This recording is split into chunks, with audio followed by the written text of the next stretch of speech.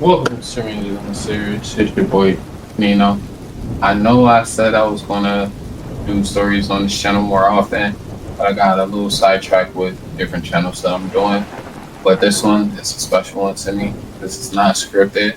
But we'll be editing on it. But let's get into the story. I don't want to hold you out further. But please, if you're watching this for the first time and you're new to the channel, like, comment, subscribe down below. Share some of the scary stories that you've been through. Mine's, we're going to start off with I was born in Elizabeth, New Jersey when I was around 8 years old. My mom moved into a home. It was a retirement home, and they started letting younger families move into that retirement home. And as I remember as a kid, I was always seeing like coroner vans and like ambulances coming because, of course, like I said, these were old people homes. So a lot of people were dying. But, anyways, I used to always tell my mom that the place was unusually dark at nighttime. I would be scared, terrified to go to pee at night. Like I will hold it to the morning time. I would not go in the kitchen and get a snack. You know, all kids get to go out and get a snack. I would not go out and get a snack. I would not do none of that.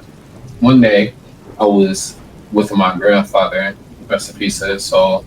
I watched a lot of movies with him, and he indulged a lot of information on me. And one of the things that he indulged on me was the concept of being ruled by witches. And he said when you reach a certain age, it happens.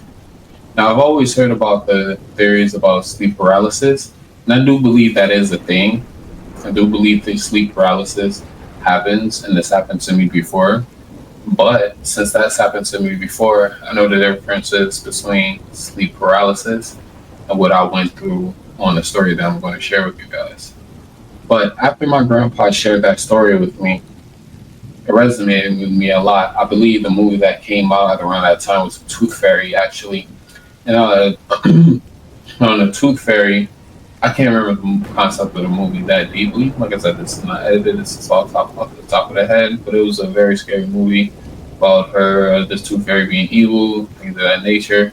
And my grandpa equated it to being ruled by witches. He used to tell me all the time when I was a kid that when he was little, he experienced the same thing as an adult. He experienced at the same time too.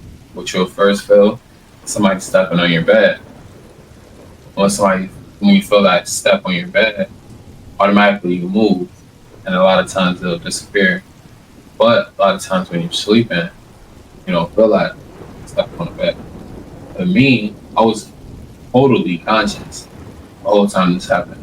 So I'm gonna start the night that it happened. The night that this happened, I was laying in my bed. I was living with my mom in Roselle, New Jersey. This was a place with retirement homes. So I moved my mom to, well, I didn't move my mom. I was always back and forth with my grandma and my mom's. So I was at my mom's one day, and I'm sitting there. This was back in the days when they had Nick at Night, and I was sitting there watching the Cosby Show. As I was sitting there watching the Cosby Show, me and my sister, we shared rooms at the time, and she's 3 years younger than me. She had the top bunk. I had the bottom bunk. I was laying down watching because I was a night owl all the time. It had to be like 2 o'clock in the morning. I was laying down, and as I was laying down, I see a shadow go across the wall. Now, me not taking nothing of it, knowing the community I live in, I know cars coming up and down the street, and that would make shadows go by the wall and stuff like that. But the shadow moved in abnormally way, like it circled around. It wasn't like a car just coming by and then like flashing the light, and but this wasn't a light, it was a shadow. I was going across my whole room. For me, being a child, being 11 years old, 12 years old, not taking up that. So as I'm sitting there watching the Cosby Show, suddenly, as I say, I'm fully coherent, I'm fully awake, watching the show.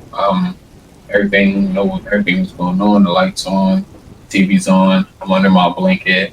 I'm laying down. All of a sudden, whole room goes black.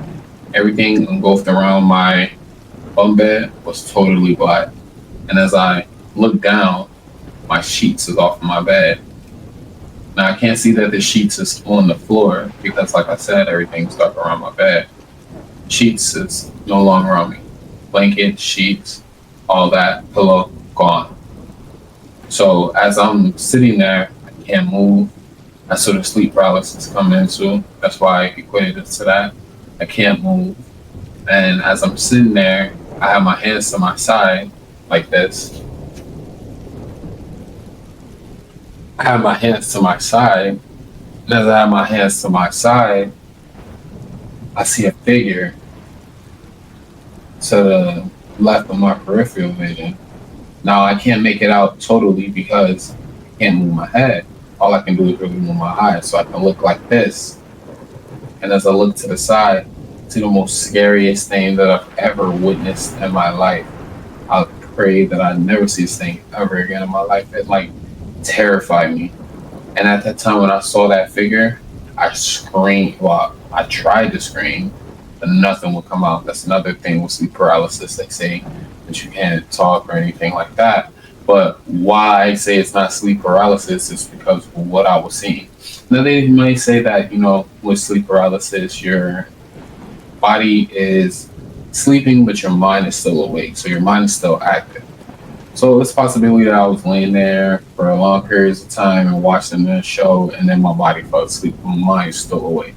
But that doesn't explain what I saw though, as I was watching the show. I sat in my bed for hours and lay there in the same position and watch shows, and none of that ever happened to me.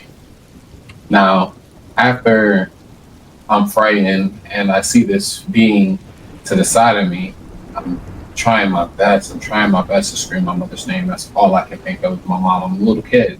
All I can think of is my mother. And I can scream her name. But as a kid, I used to go to church. I'm not a religious person. I'm going to just say that right now. I have no problem with religion, Christianity, Islam, Buddhism, whatever religion that you go by. I respect it. I believe in spirituality. That's just me as an adult. But as a kid, I used to go to churches a lot because my dad was a gospel singer. Only thing that I can always remember is in church they were saying, call on the name of Jesus. So my eyes, being as scared as I am, boy, I called on the name of Jesus so fast and I was able to move. And as soon as I was able to move, I looked up, crawled up on top of my sister's bunk bed just to make sure she was okay because my little sister. And obviously something happened to me. So if something happened to me, possibly happened to her. So I go and check on my little sister. And when I go check on my little sister, she's looking at me just like this. So I shake her. Yo, yo, yo, yo. And she was like, I'm like, bro, what the fuck? So I'm petrified. I scream my mother's name. Ah! And you know what this lady told me? I'm 11 years old, 12 years, maybe 10 years old, if I'm not mistaken. A 10-year-old little boy. You know what this lady told me?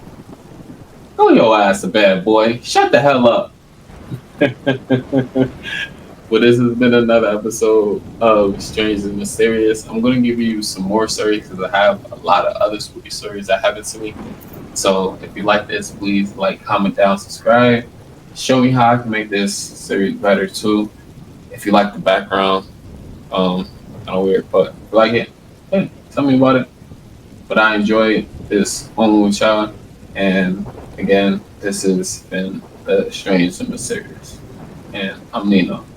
Peace. Let me get out of here. This shit's scary as hell.